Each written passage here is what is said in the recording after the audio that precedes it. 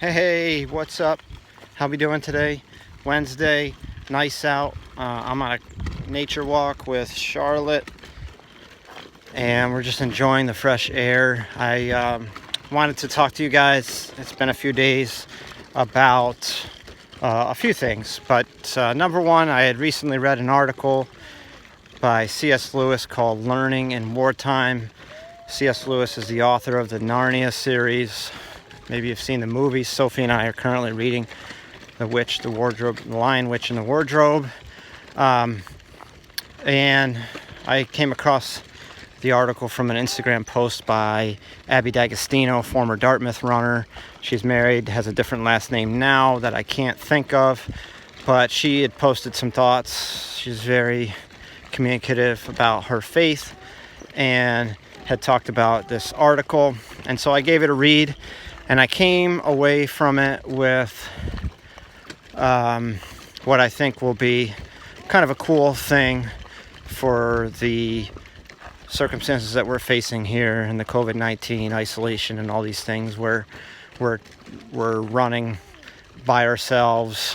And basically the article is a sermon to students at Oxford University during World War II. And it talks about how they're questioning the value in pursuing higher education in such a dark part of history with Nazi Germany and all that's happening in Europe at that time. And C.S. Lewis's point is basically there's never going to be the ideal time. If humans had waited for the perfect time to pursue excellence, you name the area, science, literature, art, whatever, then none of those things would ever have happened. We wouldn't be where we're at today as a society, a culture, the human race, if we had waited for what we would call ideal. And so as you perhaps have had days or weeks that you've struggled with motivation, for instance, if you're a senior and you're not competing next year, you might question why you need to follow training or get out the door and run. If you are a new person to the team and you're young and you just don't know how to do it on your own, without a season, without meets, certainly those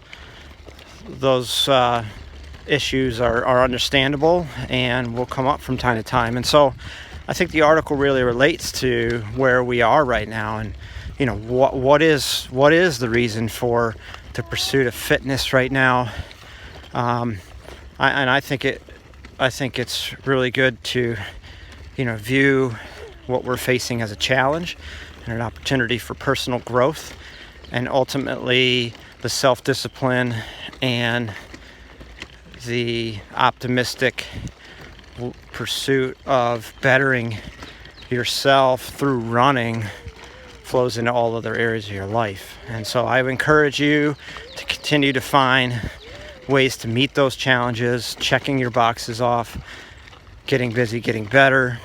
Don't worry about how much quality every single day is, but I think if you can follow to the best of your ability the majority of the training on the other end of this when we get back together, I think we have a lot to share and a lot to be proud of, and that'll be a fun time. And I do look forward to that. I am planning for Outliers. We are 8 weeks away, and I have some great ideas about what the summer holds and certainly what the fall holds. And even if we're back together prior to then, there's really just some exciting opportunities to be had. So wanted to cover that with you. I'll send you the link to the article. I'll send you the link to the Instagram post. Hopefully you're enjoying kind of having a little bit more control than you're used to over your own training planning. And certainly would love some feedback on, how that went. If you liked it, if you hated it. Continue to take one day at a time. And if you need help, just reach out to me.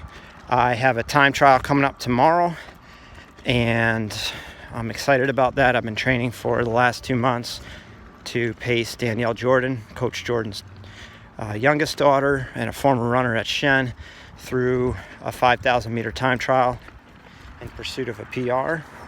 And my task is to take her through 3,000 meters in 10 minutes.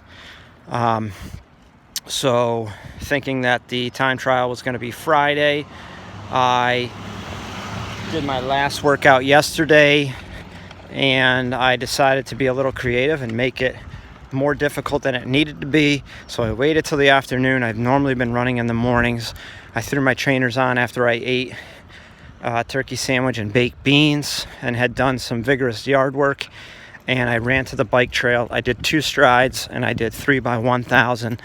I'm looking to average 320, which I did, but certainly didn't do it with anything that circumstantially would mean ideal. So paid for the eating the baked beans a little bit later in the day, but getting the workout done and hitting the average pace, I think really helped me in terms of my solidifying my confidence in the fitness that I have to get the job done. So when I get back from the workout yesterday, I have a text message from Danielle asking if it's okay we move the time trial till tomorrow.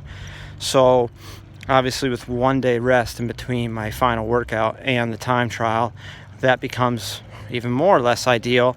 But I'm excited about that because I think it's a challenge mentally.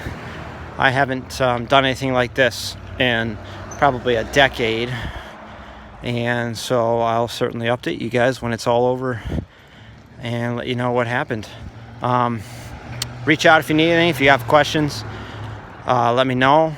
I've got some exciting ideas, and I can't wait to share more. Miss you guys. Take care.